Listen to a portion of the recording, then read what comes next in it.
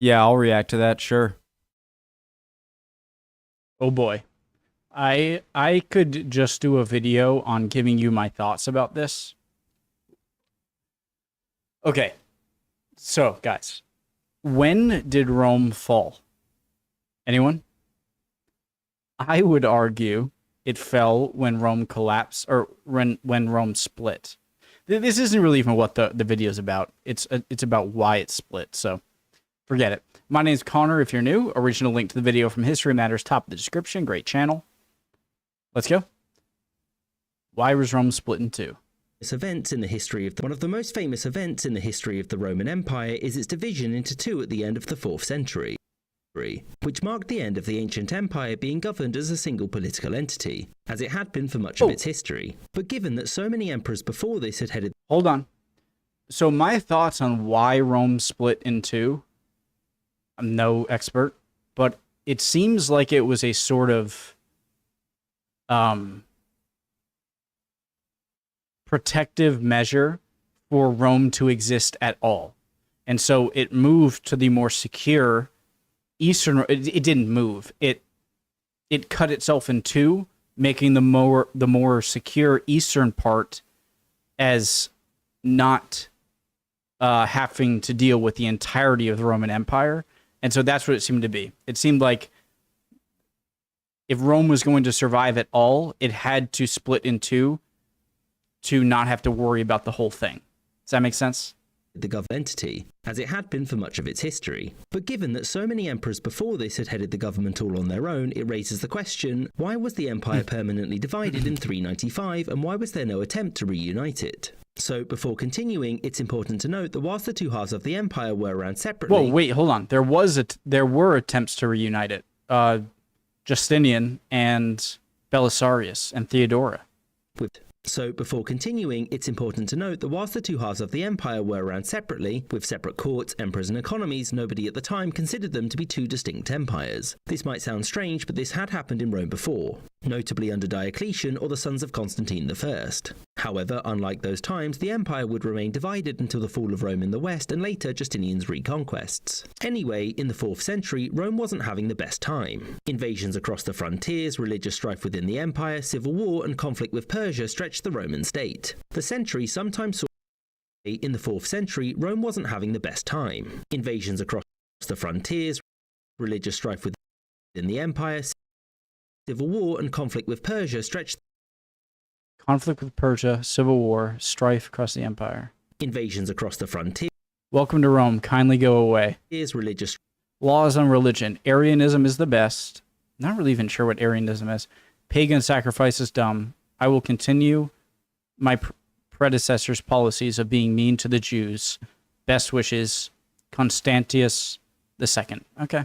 Strife within the empire, civil war and conflict with Persia stretched the Roman state. The century sometimes saw single emperors who ruled the entirety of Rome's territory, with others having a deputy, a Caesar, whereas some co-ruled with another emperor in the east or the west, and sometimes those had deputies too. This system of whatever the strongest guy was able to force continued until the end of the century, when Theodosius I, aka Theodosius the Great, defeated his rivals and ruled all of Rome as its sole emperor. He declared his sons Honorius... I don't know really anything about Theodosius the Great. That'd be interesting to learn. And Arcadius as his co-rulers and ruled all of Rome as its sole emperor. He declared his sons Honorius and Arcadius as his co-rulers in order to secure the succession in the west and the east. He died in 395, and thereafter no single person ruled over all of Rome until the fall of the west. So why? Well, for the most part, there was no reason to. The western half of the empire was clearly the weaker of the two, and as such, the emperor in Constantinople was consistently seen as senior to the one in Ravenna. Rome was no longer the capital of the west at this point, by the way. Speaking of Rome, in 410, it was sacked by the Visigoths, which was just one more bad thing happening to the west, which was falling apart at this point.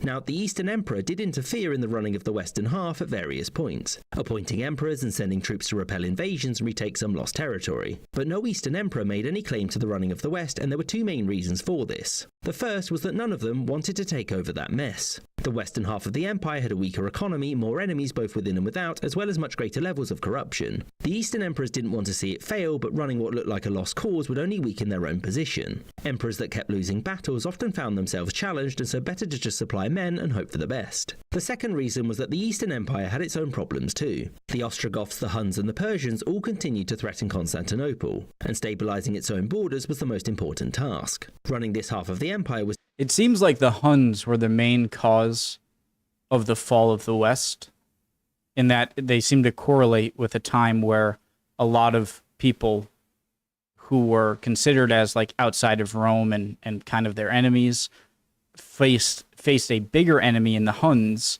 that pushed them over. And if you lived here, you'd probably wish to go into Roman territory than face the Huns. And so it probably created a lot of instability. Again, no expert here. Let me know if you think I'm wrong. And stabilising its own borders was the most important task. Running this half of the empire was difficult enough, and adding another half which had even greater issues was a no-go. This may seem callous, but ultimately this policy was successful, and after the fall of the West, the East remained and would even retake a great deal of territory under the reign of Justinian I. Although under his successors, this wouldn't last. I hope you enjoyed this episode, with a special thanks to my patrons, James Bizanet, Sky Chappelle. Great video as always. Where is this? But ultimately, this policy was successful, and after the fall... What is this? How come it controls this area? Does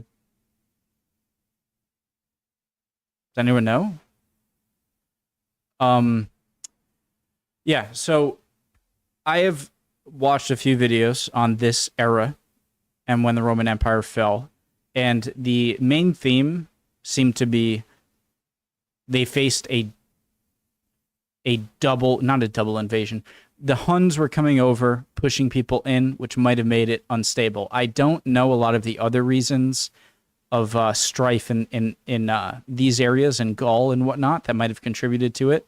But that is something I know of, that it's just too